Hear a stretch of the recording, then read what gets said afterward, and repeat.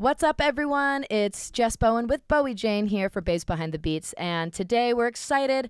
We have our guest, Lindsey Raye Ward, an amazing drummer. I have known of your stuff for a while, and I'm just a huge fan of your drumming, and so happy for you to be on the show.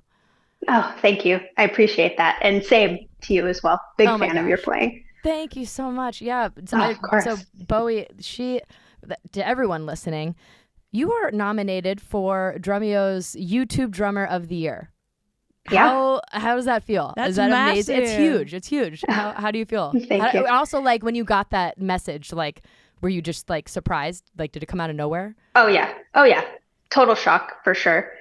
It's I feel like this is one of the first real acknowledgments of my playing that I've had to this capacity. So it was really, really cool. I was just sitting on my couch, I was talking to my mom and just kind of scrolling through my email. And I thought it was a scam at first when I saw the message. I was like, no way, this has to be fake. Oh my And gosh. then I went to the website and was like, wow, that's really crazy. So No, congrats. It's huge and Thank it's you. well deserved. Thank you. So I kind of want to get into the fact, when did you?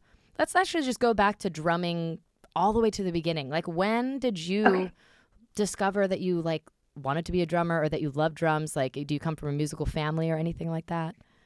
I don't come from a musical family at all, actually. Wow. One of my cousins plays drums as well, but he's quite a bit younger than me. But yeah, other than me and him, we're really the only two. But yeah, I started playing when I was 9, Oh wow, and so my mom young. told me that I always had just a very natural draw to rhythm. So I was always tapping my feet and clapping along to songs and stuff like that when I was a kid. And then I saw No Doubt live for the first time when I was 9. It was their Rocksteady tour. Oh my And God. that was just that was it for me. Yeah. As soon as I walked away from that show, I remember telling my mom, I was like, I have to play drums. There's no other way to be. I have to be a drummer. So I started right after that show. So were you literally on stage, or sorry, at the show watching the drummer of No Doubt? Were your eyes just drawn to the drums the whole time? Yeah. Yeah. And as a little kid, I was obsessed with Gwen Stefani. She was my idol when I was a kid. Yeah. But then after seeing drums live, which I'd never seen before, it was You couldn't take your mind-blowing. eyes. Yeah. So yeah. I feel like that's always such a telltale sign of when you know that you want to be a drummer or will be a drummer, is because Mhm. there's a lot of people that their eyes aren't drawn to the drummer. But even for me growing up, I remember the same experience as you. The first show I went to, I was watching the drummer, and every time I go to shows now, it's and yeah, I guess now because I am a drummer, I know that's expected, but it was just ever since I was a kid, it was the same thing. I'm going to the shows and watching the drummer play. Yeah. That's Yeah. so crazy. So It's did you get it's a awesome. kid? You got a kid at 9 years old, then, did you? That was your parents were brave. Yeah, it was probably about maybe 6 months or so after I started taking lessons when they knew that I was getting more serious about it. And then they surprised me with a kit. I think it was maybe my 10th birthday, somewhere Oh, around that timeline. So yeah, Oh my yeah, God. I remember like it was yesterday too.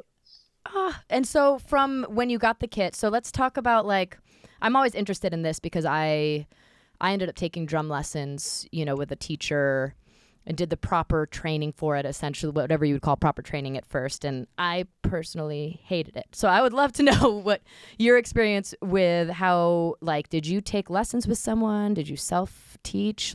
What was that like? Yeah, I took lessons for the first 5 years. Okay. And then my teacher moved out of state. And then I just I guess self-taught wouldn't really be the right way to put it, but listening to music and trying to learn from the drummers that I was listening to was kind of how it just progressed from there. But Yeah, I totally get yeah, that. That's kind of the same as me. I would just listen to songs that I loved or bands that I loved, and it would be but the thing is, it's still such a I think a unique thing for us as drummers is we are able to like hear, not everyone can hear what the drums are, No. right? Like you can, like, if you were to listen to a song, like, do you think you'd be able to be like, I wouldn't be able to remember what the drums should drum be, that's parts for are? sure. Yeah. I mean, I would hear when they're good, but nah, I wouldn't have a clue. Yeah. So that's just a thing that I think is like ingrained in us too. And again, it's something that like you had that rhythm and you could hear songs and just like hear what to play. Yeah. Yeah. Yeah. So from that point forward, since I took lessons, it's always been learning everything by ear.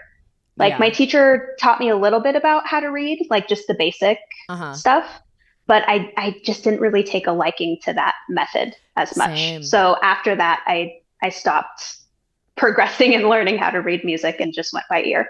Yeah. So did you feel like, this is how I felt when because I was reading music like in the school band and whatnot, and I always felt that it felt really like restricted, right? Like you feel like because you're having to read what's on the paper, I think as drummers, like you should be able to feel the music. Like that's what I've now learned, obviously, like as time progressed. But yeah, like you're reading music and you're sitting there like, what's this? What's coming next? And so you're just like robotic trying to play the parts, right? Yeah. Oh yeah. It's very mechanical for sure. Totally. It kind of takes away like you said, the lack of feel, but also I feel like it takes the passion out of it a little bit as well.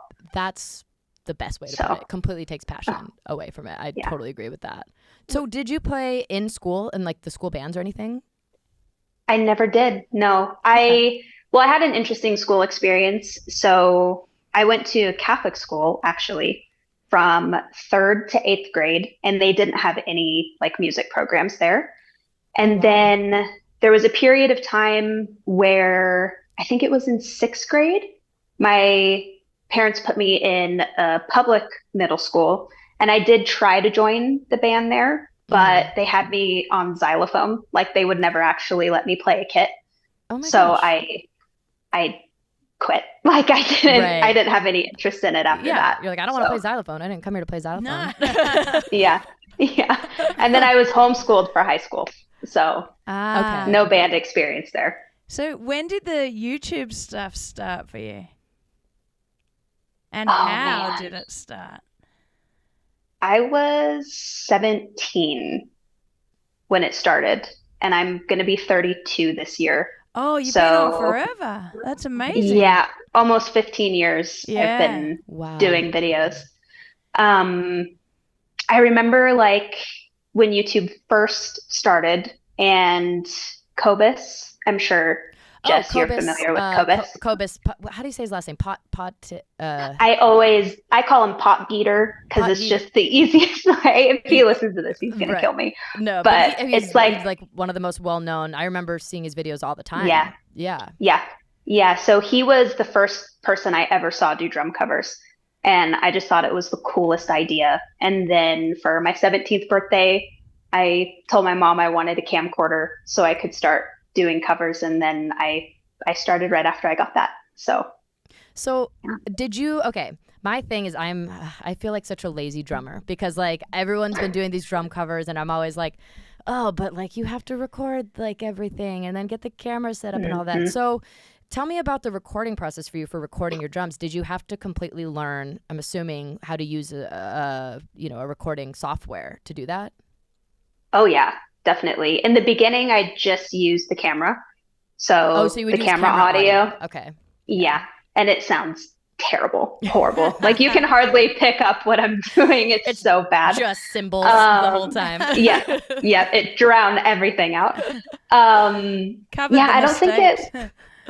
What was that? Covers mistakes, though, I guess. Oh, yeah, that's true. I think it was probably, I want to say maybe like 3 years into it that I got like a little mixer, and I downloaded Cubase and I kind of started messing around with the audio a little bit there. But I've never been like super good at producing. So I would say it probably wasn't really until the most recent like 3 years or so that I've really tried to get better with the audio stuff. But that Yamaha EAD10, that little microphone module that you just clip on your bass drum, it makes it super easy to do drum covers that way because you don't have to do any editing or anything. So I was doing that for a really long time kind of while I was simultaneously learning how to make my kit sound better with microphones. Wait, so can you explain that to me? I really am so bad with this. I should probably know this stuff, but it was like one microphone that you were using that recorded the whole kit? Yeah. So when I was living in LA for about 6 years, I was actually working with Cobus whenever I would do covers because he had the whole studio set up and everything. Yeah. So he was mixing everything for me then. And then, yeah, when I moved back to Arizona, I started with the EAD10. So it's really cool. Like, I always recommend it to everybody because it's just like it makes everything just so much easier to do for videos. It's like this little module, it's about this big, and it has 3 different settings on it. So you have like an effects setting, a reverb setting, and a vault or a trigger setting. And so you can kind of adjust however you want your kit to sound. And there's just this little clamp that just screws right onto the top of your kick hoop, like on the batter side. Okay. And you just plug your phone into it, and it records really, in my opinion, really good audio. That's crazy. And the phone. And because your videos, like I said, I mean, have always, in my opinion, sounded amazing. Like, I love the way your drums sound. Thank you. And so that's the thing that you're using. Is that just one simple thing that you put on the kick drum? Yeah. Oh Yeah. my gosh. See, if I had just looked into this, I'm just too lazy to know that it could be that easy to do it. Wow. And then, but So yeah. you're matching the audio with, like, you've got the separate audio file, or it's all tied in, like, and then you have to match it up with the video or not? Yeah, so there are 2 different ways that I like to do it. So the easiest way is there's an app that you can download called Rec and Share. And when you do that, you just import the song that you want to play to, and it lines everything up. So it puts you to a click and everything. And you can record your video as well on the app. So as you play, you literally don't have to edit anything. Or you can do the alternative, like film on a GoPro, record the audio into the Rec and Share app, and then line everything up after that. But it's easy. So it depends on what camera you want to use, basically. Oh my gosh. This is great for me. I'm now learning so much. And how often were you uploading at the start or versus now? Like, I suppose the algorithms and stuff have changed over the years, but. Oh, yeah, big time. I've noticed like a really big shift with YouTube over the past couple of years where, I mean, there are some creators that are just killing it on YouTube. But personally, from my channel's like experience, the covers have seemed to like go way down with engagement. So yeah, in the beginning I was uploading a ton, and then when I moved to LA, it was really hard because I didn't have a steady studio space there because it was just way too hard to afford. I lived alone, so affording a place to live and a studio was just so much. Right. So I think in the whole 6 years I lived there, I only did 5 video series, and I would upload them like every 2 weeks to just try and keep it really drawn out but consistent as much as I could.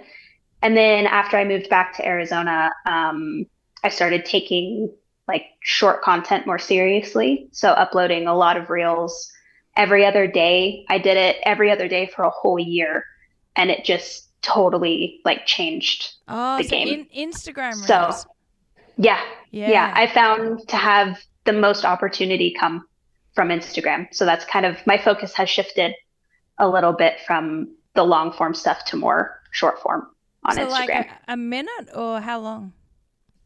Yeah, anywhere between, I kind of sit at like 45 seconds, I'd say is pretty average.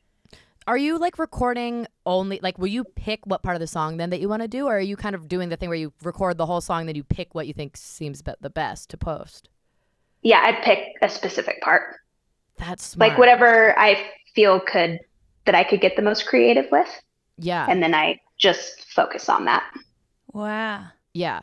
And sorry. Oh no, you're good. Something popped up on my phone. Okay. Sorry. I was gonna ask because I remember the first video of yours I saw was the Sia chandelier cover that you did. And I remember being like, because I was obsessed with that song. And I remember being like, who is this girl? Like you popped up. I can't even remember where it popped up because at the time, did you post that on YouTube? Yeah, that was YouTube. So that wouldn't have popped up on my Instagram feed, would it have? Or did you have, because there weren't shorter videos for Instagram at the time?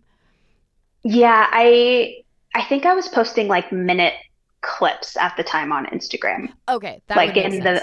the video option. Okay, yeah. So probably. Yeah, that, and so is that like, did I look up, like, does that song like just blow up like your YouTube profile? Was that the one that just like went completely viral at the time? Yeah. Oh That's the only viral video I've ever had on YouTube. There's no But way. that was the only one? Yeah. That was the only one. How many views is it at? I think it's a little over 10 million now. Wow, crazy. Wow.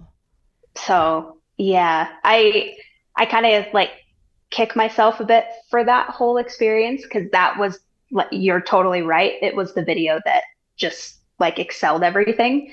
And then I didn't have a place to play. So my consistency with keeping that momentum going, it just kind of like was up and then it was down again. So would that be like, if people were to ask your advice, if they were to be wanting to start out doing something like that, you think that it's good to keep posting more regularly than to be like, oh, I should go away for a bit and then post something again? And that, I think some people think, at least in my mind, like, because I'm thinking it from like a band perspective, we do this thing where it's like, oh, maybe be quiet on your socials, and then we'll be like, we have an album coming out, and be like, oh, it should be like this huge news. But maybe it's different these days, and especially, do you think for, I guess, social media, it's different for posting? Yeah, I would say so. Just after experimenting a little bit with everything, I feel like, I guess I can just speak for maybe music content in general. I feel like if you can keep a super consistent posting schedule, like I've found, like my sweet spot now is maybe 3 posts a week or something in that range. Wow. It kind of keeps things flowing. Whereas, like, I've heard if you post every single day, it can also have the opposite effect where you can kind of fall in the algorithm a little bit. So 3 a week has been what I've been doing for quite some time now. Like a sweet spot, yeah. But I think if you can focus more on consistency to grow instead of even like the quality of the video, I've noticed that has worked super well for certain people too. Interesting. So yeah, because I heard with the algorithms that it's if you're posting a lot and then you stop, you may have been being pushed into the For You pages and the Explore pages.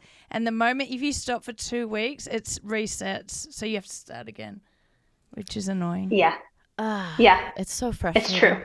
Yeah. I know. It's like playing a game all the time. You have to constantly figure out what's going on. So. And speaking of that, then do you think that, like, would you say that posting songs that, does it matter? Like, do you feel like the ones that are like the songs that are big right now, like on the radio, end up getting more traction than a song, for instance, that was like, oh, I saw you do an amazing Blink-182. You did the Anthem Part 2. And I was like, this is so sick. Like, do you feel like it matters, like the timing of like, oh, it should be songs that are current opposed to songs that are in the past? Like, which ones do better?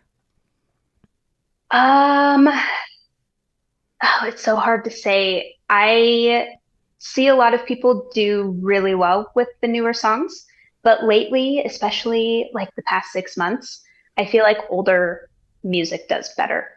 Like older rock songs. I feel like people are kind of falling back into the whole emo phase again. 100%. Yeah. So so I feel like I think from my own experience, that has done way better than the new stuff. So okay, I was just curious if it, because I was like, I don't know, like there's just so many like things you like should or shouldn't do on these days with social media that I'm like, is there proof that like songs that are hot right now do better than the playing like a song that was big 10 or 15 years ago, but it's still, everyone knows the song, you know what I mean? Right. So, and are you posting the same stuff on TikTok? Yes. Okay, cool. Yeah, I've had a TikTok for a year and a half, maybe, so not too long. I had to really convince myself to get a TikTok. I didn't want to. I was I like, get it. I don't want to be a part of that, but I feel so old now. Being in my early 30s, I'm like, nah. But you have to adapt, I guess, if you want to keep growing. So, yeah, I caved. I'm right there with you. I still can't figure out TikTok and what like the video that one video that I've had, if you want to say go viral, and it hasn't. I think it's maybe gotten a couple 100,000 views. Was a sad video. It was a video of me like sitting in a hotel room where I like had to play air drums to. I was supposed to play like Dick Clark's New Year's Eve with Jax, this artist that I'd been touring with, and I tested positive for COVID, so they wouldn't let me on the stage. No. And so then I'm sitting there like my fiance's filming me, and I just was like playing air drums, like and watching the TV, and that like goes viral. And I'm like, do people just want to see me like suffer or something? Is it like the sadness that? Well, yeah, it's strange. Like it would have been in the For You page, but who knows why? Like who knows why? It was literally just me playing air drums, not even me actually drumming. Yeah. I'm like, how is there a video? Like I'll post videos of me like playing drums, like, you know, big shows and stuff, and it'll get like 100 views, and then this one of me air drumming in a hotel room gets like fucking viral, and I was like, this is wild. I don't understand how this works. I'm too old for this. Yeah, that's interesting. I have no idea why it picks up certain things and not what you're like intentionally trying to put out there. Yeah, I'll never get it. So this was something I didn't really ask earlier, but I'm just like, who are your biggest drum inspirations, like drummers? No Doubt is probably definitely my favorite band of all time. So I feel like I picked up a lot of influence from Adrian when I was younger. I feel like playing along to No Doubt a lot taught me a lot about pocket playing, because they just have so much feel in their music. Yeah. So Adrian for sure, but Travis Barker is my definite number one for sure. We all love Travis. How can we not? Yep. We, because you and I are very similar age, so we grew up with like Blink, and he was, you know, the drummer. I feel like that, you know, I just always listened to. I mean, I played in a Blink 182 cover band because, again, it was like everyone that's awesome. If you didn't want to be Travis Barker, then there was the people that wanted to be Tom DeLonge or Mark Hoppus, and then you'd form a band together, and you were just a Blink 182 cover band. So yeah, that's awesome. Very, very similar. So, so what do you have coming up? Are you going to keep posting just for your YouTube stuff? Like, do you have any big things happening? Yeah, I definitely will keep up on the content. I want to really try to branch out more into live playing. Like that's been a goal that I've had for a really long time. So I'm hoping, like my biggest goal with social media is to be seen by the right people and hopefully be a hired gun. So I would love to tour and get more into that side of things. But I'm really pleased with where everything has led with the social media stuff. So I'm able to do that full time now. So if I can play every day, I'm happy. So I mean, it's amazing. Yeah, to be able to do that. Yeah. And there's no doubt, no pun intended, there's no doubt to me that you will get like picked. I mean, you're drumming. You're one of my favorite drummers to watch. Anytime you are on my feed, I love all your videos. So everyone who's listening, make sure to go check her out. Check out her YouTube. Check her out on Instagram. All the socials she's on, and just you're gonna see these videos, and you're not gonna be able to stop watching. Everyone's just gonna they're gonna want to watch every single video. So yeah, just let us know. So it's Lynn. Do you want to say exactly what your social handle is so that everyone can follow you? Sure. Yeah. So YouTube is my full name. So Lindsey Raye Ward. I think my Instagram is Lynn Raye Ward. That's right. And then TikTok is Lindsey Raye Ward. Okay. So each one is a little bit different, but yeah. We'll make sure to tag all of them. Listen, our show, we have the same thing where we're always like, okay, we're babes behind the beats, but then on like Twitter or X, whatever the heck it's called now. It's like babes behind beat or something, and we're like, why? We just can't figure out. It's all over the place. So we get it. Oh man. Well, thank you so much for being here with us. We really appreciate it. And it's, everyone go follow and watch these videos. You are amazing. And you are my favorite. I hope you win YouTube Drummer of the Year. The awards are coming up soon. Thank you. You are like my favorite. So good luck. Thank you. And congrats. Thank you.